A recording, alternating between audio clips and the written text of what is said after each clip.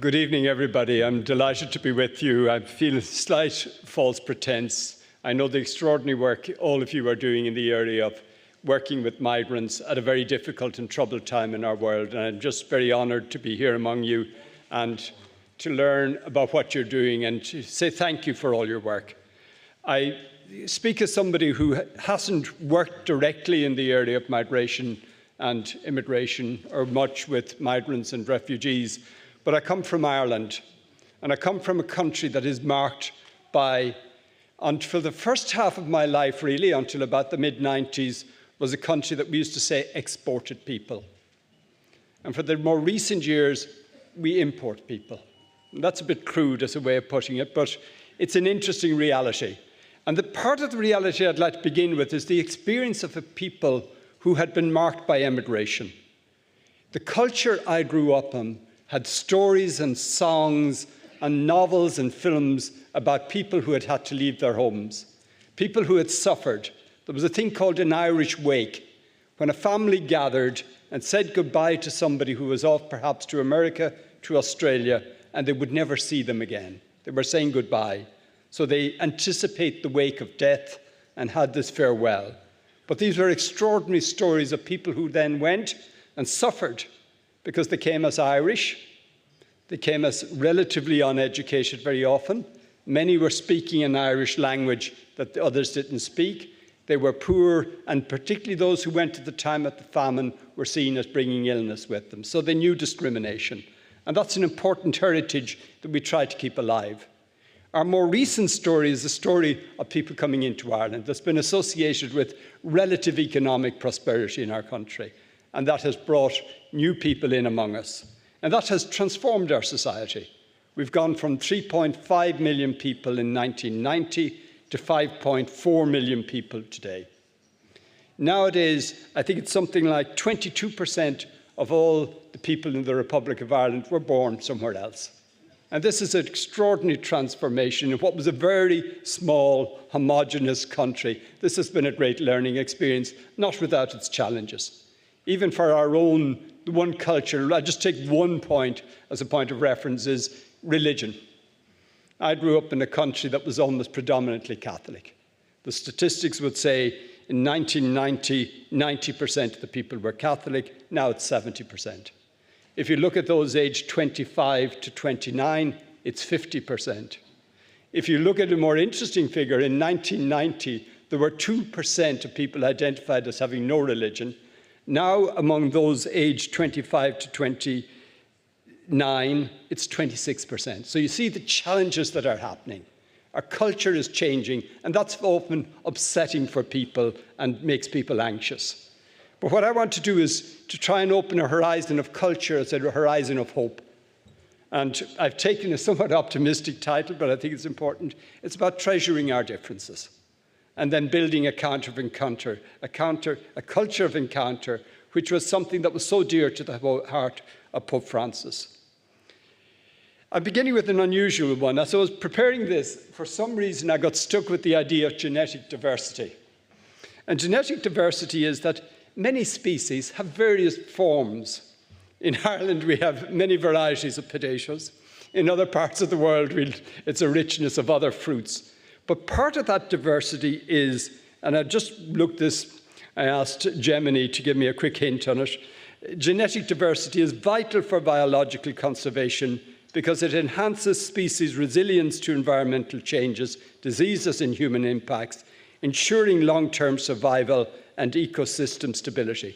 Diversity in nature is a good thing. Diversity in culture, then, the word culture, often what do we mean by culture? One of the best definitions that I work with is one that Pope Francis gave us in Fratelli Tutti. And I'll just read it. The word culture points to something deeply embedded within a people, its most cherished convictions and its way of life. A people's culture is more than an abstract idea. It has to do with their desires, their interests, and ultimately the way they live their lives. We all have ways of understanding our world, of thinking our world, of understanding what's normal in family, what's normal in food, what's normal in entertainment. That's our culture. And in that culture are embedded varieties of ways of understanding the world, of thinking about our world, and that's a richness that our world needs. The other thing I want to say is that culture is not static. Culture changes. I was born into a family with certain values. I moved in and studied law. That gives you another way of seeing the world. I began to study theology, another way of seeing the world. I worked in a university, one way of seeing it. I was put in a parish for a while. We're moving, we're riching, and we're moving between cultures, and that's very important. I think the complexity of cultures is that I come from Ireland, where it was very hard for us to acknowledge that St. Patrick came from Britain. Very hard for an Irish person.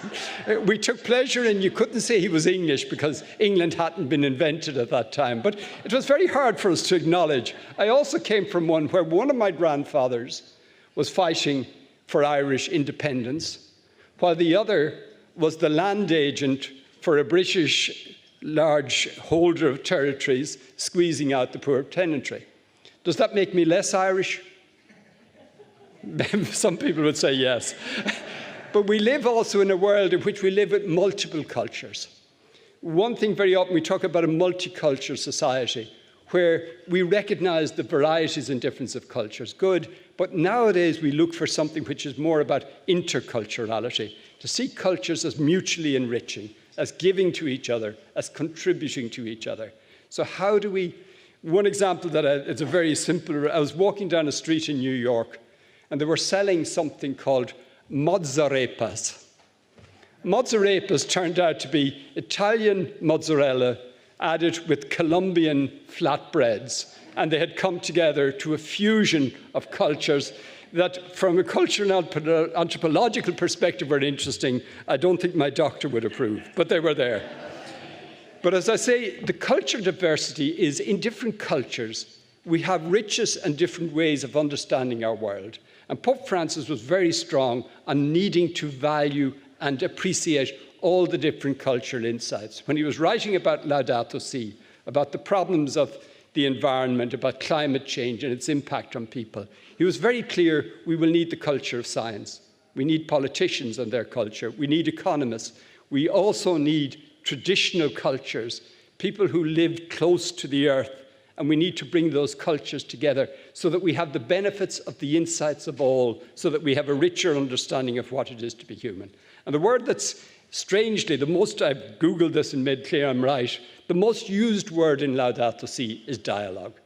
Because what we need is to have conversations between people of different backgrounds, different understandings of the world, so that we have a truly rich and fully alive human understanding of what it is to be on this world.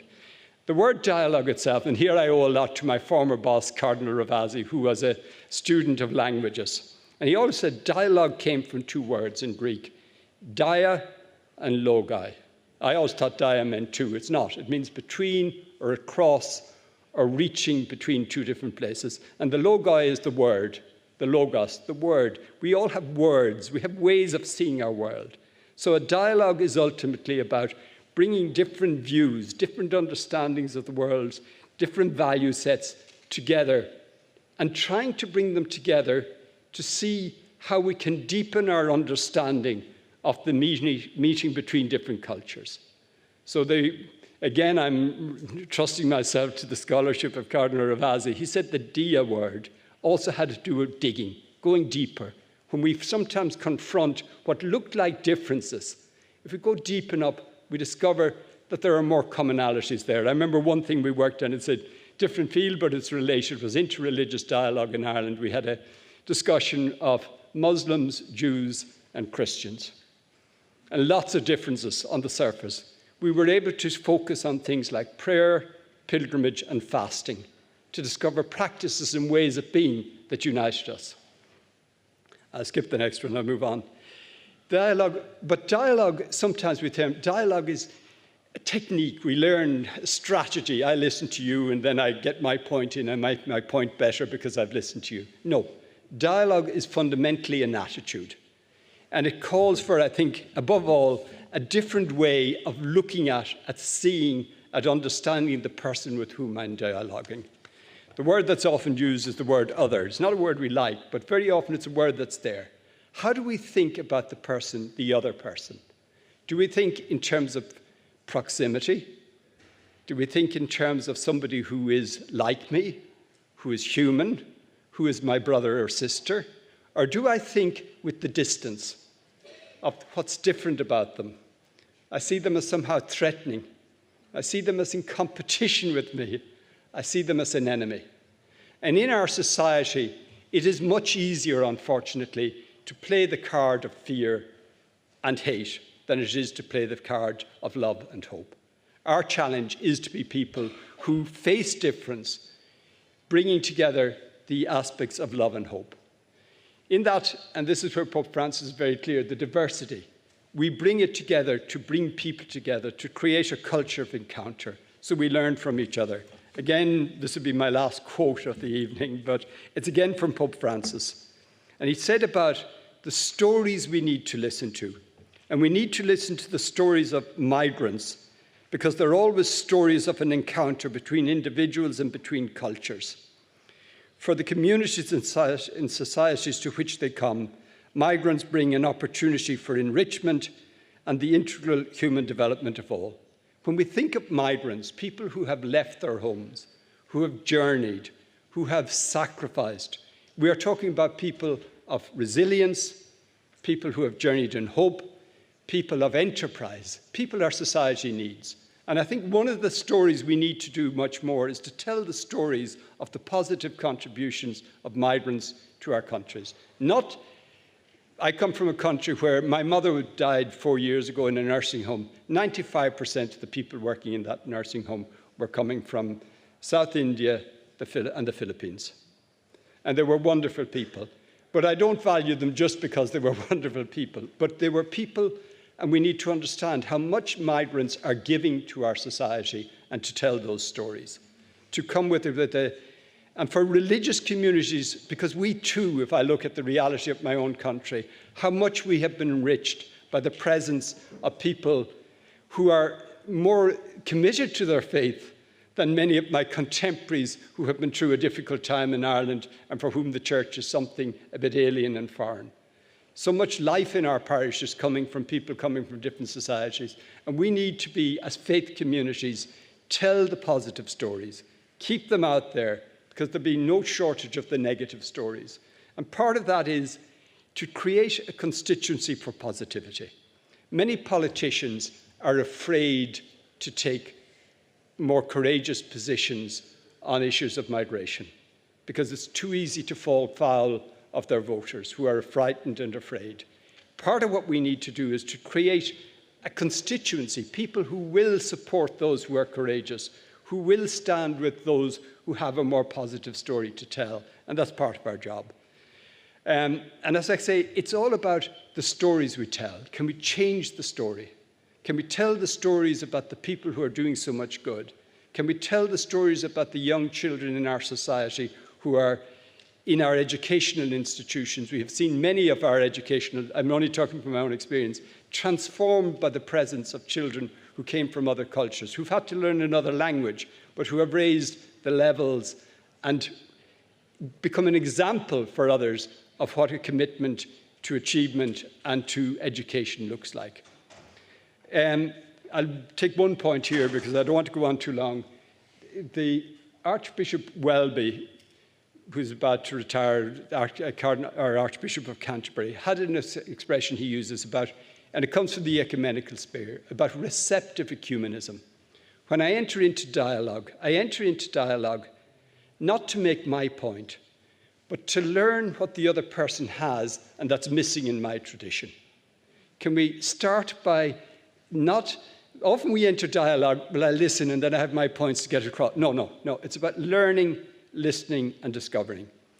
Finally, I just wanted, because the digital has been mentioned, in the digital world, we know that the polarization that has happened is making a lot of these dialogues and these discussions and the reality of migration and refugees much more difficult. What I want to say about that, the first thing I think is important is I'll defend the digital world a moment and say what the digital world the tensions were already there. The tensions were in our society, but what digitalization has done is has allowed more people access to communications means and therefore those views are out there. So it's become a catalyst of bad things rather than the creator of the bad things. But we need to think of the digital environment as something that ultimately is created, for the moment at least, by human contributions. That's going to change with AI and with the emergence of bots that are not humans, but that will be setting out views there that will look real but won't have a human person behind them. But for the moment, the networks are made up by the interactions of so many people. The Vatican was told many years ago to stay away from the networks, leave them because they're nasty places and there's a lot of violence. But we said, if you do that, you're abandoning the field. What we need to do is think about how individuals and church organizations can be present with an attentiveness to try and bridge the polarization that's already there. Can we tell stories? Can we make a difference? Can we be present? When I was beginning in this area about 15 years ago, they used to talk about user-generated content. But I'd like to think about users generating a culture. Can we enter in with different kind of stories to tell? A couple of people I'm going to just name check. Arlie Hochschild, a sociologist who taught us a lot about listening to the stories people are telling online. Even though those stories may be wrong, they're convinced of the rightness of their stories. The fear that lies in the hearts of people, know where that's coming from, so we can address that. Sherry Turkle, who has this thing about how we need to reclaim conversation, how we need to make a deliberate effort to engage in conversation with those whom we might not naturally meet.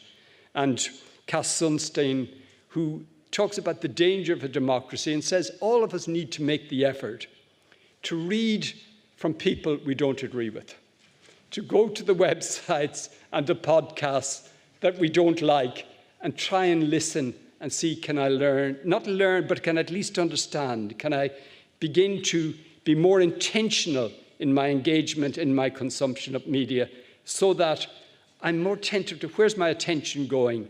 Am I being caught in an cocoon of my people who agree with me, who keep telling me how great I am and how wrong everybody else is? Or can I make that leap to listen and to try and create a possibility for reaching across? And finally, I just want to mention, coming from the world of culture, three things. One is the importance of the arts. You've been fortunate enough to see the work of sculpture and how the work of sculpture can raise an issue up. But equally, we think about literature, great stories that tell the stories of people in movement, people changing into their societies. I think the short stories of Jhumpa Lahira talking about first-generation children of Indian parents living in the United States, struggling to be at home in the United States while their parents want them to prosper, but at the same time want them to stay completely Indian. How do you bridge that gap? And it's the children very often. I think of in our Irish history, so many of my cousins coming back from England. In England, they were Irish. They come back to Ireland and we saw them as English. And they're somewhat displaced, but there's a richness in that and the stories they tell. I'll recommend very strongly films made by the McDonough brothers. They're come with a lot of health language warnings, but they're great stories that tell stories. I think of a poet like Seamus Heaney. Seamus Heaney, who reflected on the violence in Northern Ireland at a time when there was tribalism there, Protestant Catholic. And he wrote a beautiful poem about the archetype kind of Catholic figure was the hunger striker, linked to IRA. The other side was the policeman who was linked to the British state. And he uses an image. He said, a hunger striker's father stands in the graveyard dumb. The police widow in veils faints at the funeral home. The suffering was true for both. We need to reach that empathetically where the arts can bring us to understand what is different. And then I want to talk just very quickly, finish on this, 3 images, because I think it's visuals we need. And these are 3 images that I've chosen at random. But this was one at a time when politicians in Europe were warning about the hordes who were invading coming in from Syria. This picture, which showed a poor child who had drowned on a beach in Greece, changed the political discourse. People could no longer speak the same way without the empathy. In other words, the sadness of this turned something that was abstract into a person. We need to give a face. This is what I think Pope Francis going to Lesbos around the same time. People were afraid. It's not so much the Pope that matters, it's the child, it's the women around him, that we see faces that humanize those who we might think are different to ourselves. And the final one is just, I don't know if many of you have ever heard of a program called The Traitors. It's kind of a reality TV thing that is very popular in Europe, less so in the United States. But we had it in Ireland, and they had 24 Irish people on that program, and they deliberately chose to show the Ireland of today. And the great winners, and this is great for Ireland. Here's our winners, and that's what's really wonderful. So thank you.